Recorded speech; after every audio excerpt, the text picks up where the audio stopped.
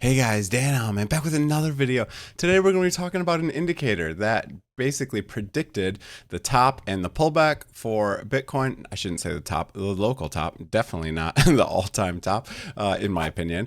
It predicted this pullback. It predicted a lot of the pumps. We're going to talk about an indicator I've talked about a lot on the channel. I did mention that we would most likely get a dump around the 21st of this month of September, and we did see since that day exactly, we did see about a 6% drop. I think we're close to the bottom of this drop. I'm going to tell you why, give you some evidence, and we're going to talk about some other things, some altcoins as well, what kind of positions they're in. Let's begin. All right, first thing, we're just going to clean up the chart a little bit, just to make it a little bit easier to see everything, and we're going to talk about an indicator I talk about all the time. Some people love it, some people hate it. I don't know why it works that well, but it works very well, and that is the moon phases. It's been quite interesting. Now, I have gone and spot checked some, a lot of the kind of old history in the chart here, and it does pretty well. So let me just clear up this chart like a lot. We'll get rid of all our indicators. Where's the chart I use? Okay, here we go.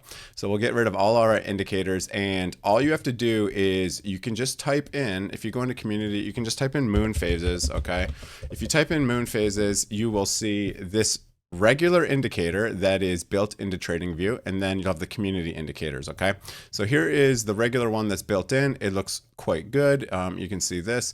The white are basically what I call the bull moon. We have a pump, a dump, a pump, a dump, a pump. Now, I have made my own indicator for this because I do like using this indicator, and the only thing I didn't like about this indicator is it doesn't show you the moon phases in the future. It only shows you the previous one. So I have recreated this indicator, and you can grab it for free. I get nothing for you using it. It's just I wanted to make a free one because I spent some time on the indicator and I like it. So there is that one. And if you go in here, same thing. All the indicators I've been making, I've been having fun making some indicators here. You just search DH, which is Dan Heilman YouTube, and you'll come up with these indicators here. So if I click the moon cycles indicator and we add this one, now you can see these in the future. So it'll show you the next couple here, and here you go. So we have a bull moon coming on the 7th of October. Okay, so now we'll get rid of the old indicator,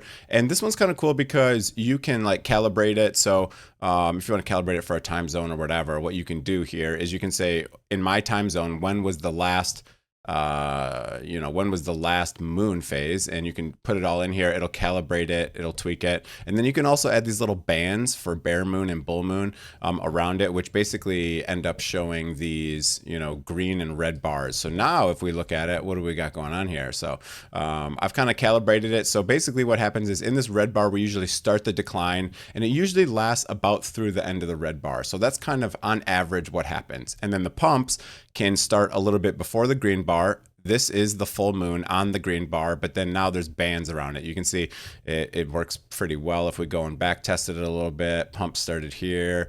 Here's some dumps. Give it a second to load. When you go back a little bit, there you go.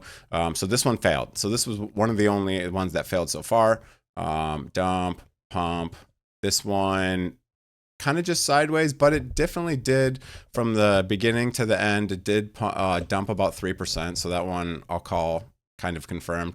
Dump, pump. You can see I've only had one fail so far. This one is if you really look at, why is that not working? How come I can't hit shift to get okay, and that's not working for some reason. But if you just I don't know, if you do it right in this window to right here, maybe we got a 3%. We'll call that kind of a miss, I guess. But you can see the performance is very good. Even if I I don't know, let's just go back in time here and just pick another random area here. Okay, so dump. This one had a pump from the window up into here. Now, if you're pumping into resistance, obviously technicals matter as well. So in this area, for example, you can see we kind of have some if you draw it from this peak to this peak, you can see some resistance here. So yeah, we pumped into it, but we hit the resistance, so it kind of cut it short a little bit, right? So this thing isn't 1,000% accurate. So far it seems to be, I don't know, 90% accurate if I put my thumb in the air and kind of gauge how often it works. But it doesn't always work. But the point I want to talk about this is, I use this in conjunction with other indicators. honestly, if you just traded this, you'd probably be doing pretty good. But, you should probably take some other indicators. You can add RSI, you can add all sorts of different things here to kind of double check this indicator. This one, you can see you could pumped into it. And then actually when the bull moon started, we did get a dump. So, it's like it gives you a window of let's be bullish or bearish, and only if we have other bullish or bearish indicators that kind of coincide with it, right? So this one, obviously, you can see was a fail as well, but this one was a huge pump. Now, why do I think this works? I don't really know, but the only thing I can think is cycles for Bitcoin usually run in about 60-day windows, and the moon cycles indicator goes on, those are 30-day indicators, right? So each moon is 30 days, so that's 60 days, right? So that's the only thing I can kind of think, is that it's kind of just correlating with the Bitcoin cycles. I don't know, there's a bunch of superstitious weird things that say like, oh, when it's a full moon, people become more risky because it pulls the gravity of the earth. I don't know that I really subscribe to that, but my whole point of this is kind of just talking about how it seems to be working, and I was looking to close some of my longs just because we had this bear moon coming and we had the rate cuts, and look at we pumped right through this window, and now we're coming back down. So what does it say for the next window? It says that we should get into a bullish phase on the first of the month, and this correlates with a lot of other things. So October is normally a very bullish month. I've talked about it multiple times. October is super bullish and November is super bullish. We also have a lot of ETFs becoming approved very soon in the beginning of October, right around this time. So this is another kind of piece of data that is, pointing towards we could have a bullish move. Another thing is we've just, been going down for a while. So, we have had a nice little pullback. If I go and put on my trading indicators, here we go. So again, the bull moon's coming right about here. I have a bunch of different indicators saying that we are also looking to see a pump. Honestly, it could be happening right now, because on Market Cipher B indicator, I do have an affiliate link below if you want to try it. But you can see we have a green dot here. And what we have is we have a big pullback to this line, we have a reset, and then a smaller pullback with a green dot. Now this usually means we get some very nice pumps. Like if we see kind of back here, it triggered right here, right? So a big pull back, a little reset, and then a smaller trigger wave. And what happened there, we basically went up 47%. This is Bitcoin, so others did even better, right? So that's one other indication I have of some bullish movement. Another thing is the Camel Finance indicator is telling me that a weekly cycle low it just picked right here is in, meaning that we most likely will not go below this bottom point here. And if we do go below it, we're not going to last below it. Another thing is I see so many people saying that we have to sweep this low of 107, 270. Everyone has their orders there, blah, blah, blah. Every single person I see is talking about how we basically have to sweep that. I see it on, Twitter, and I even kind of, I see a lot of people talking about it. This person was actually like, all right, what if we just blast off from here? And then I was jokingly saying, my spot would love it, but my leverage long orders would be like, where are you going, Bitcoin? Come down, because I see everyone talking about it right here. I see so many people posting this saying, oh, we're going to sweep this low, grab the liquidity. And honestly, it wouldn't surprise me, because a lot of times market makers are going to move the price down to that liquidity. They're going to liquidate some more longs, because there's a bunch of liquidations down there. I'll show you that in a second, and then move back up. But I just see too many people posting this. Almost every single person I know is posting this. We were already in panic on FOMO Finder, and Fear and Greed was in panic. So I don't know. If we do look at the liquidation levels, we will see a lot of liquidity down there. So again, it would not surprise me if we sweep the low, and we could just wick down here, grab the liquidity, and then turn around and go straight back up over these next couple days. Again, because if I turn on my little moon phases indicator here, you can see that we're coming up to this window here. And basically the 7th of the month is the actual full moon, but my little green area that I use, that I've kind of just taken the average of when we start pumping, is roughly on the 2nd of October, the same day that Litecoin is supposed to get its approval, which is going to be interesting. We have a bunch of them. I think Litecoin, Doge, Solana. There's some speculation that the Solana ETF will be approved today. I think I reposted that. Yeah, basically Marty Party, one of the guys I follow on X, said based on 61 AP updates to the SEC after market close Friday, the Solana ETFs may have been approved. There's also a government shutdown coming up that might affect delaying these, which would be unfortunate. But anyways, we'll go back to where I'm talking about liquidity here. There is, if we go to like the, I don't know, I think the 3-day liquidity, how many days ago was this that we pumped down here?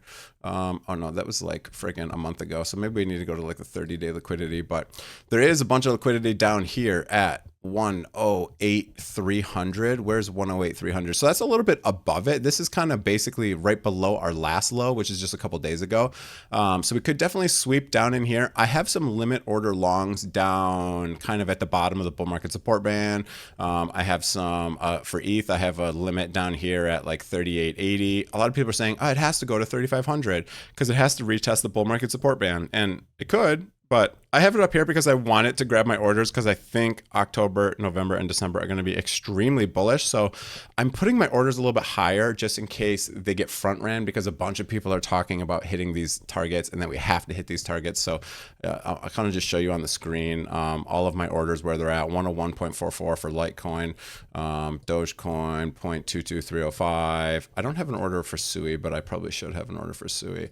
DOT down here at 3.799. I have a Fartcoin order down here at 0.5541. If you do want to leverage trade, I use Bitunix. It's definitely my favorite exchange. Right now, I just have a small short because usually Monday mornings we will see a dump. So I do have a small short open whenever it loads. There we go. I'm up 25 bucks right now, but I do have a small short, a take profit down about 109,500-ish.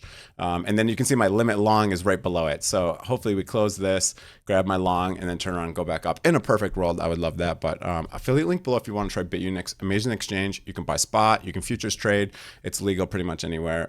You don't need a VPN. You don't need any of that. So it's really nice. I've been using them for a long time. Had no major issues with them. So it's been kind of my exchange of choice. I have that one in Coinbase, are kind of my favorite. ENA, I have an order down here, 0.5624. Wild, I have an order. And Hype, I have an order. You can follow my lead if you like, but no financial advice. That's what we got going on. I got limit orders below. I think Monday we usually see a dump into the day. Tuesday we usually see, Tuesday morning-ish. Tuesday we usually see a pump into like at least Thursday. That'll bring us to the end of the month. We'll probably see some volatility maybe, tomorrow because it is the end of the month. We'll hit the stock market real quick. And then we'll get out of here. But yeah, gold and silver just hit new all-time highs again. So those are in new all-time highs. Of course, I closed my gold and silver trades and platinum and palladium. Nice in the profit, but now they're ripping again. So of course, that's how it always works.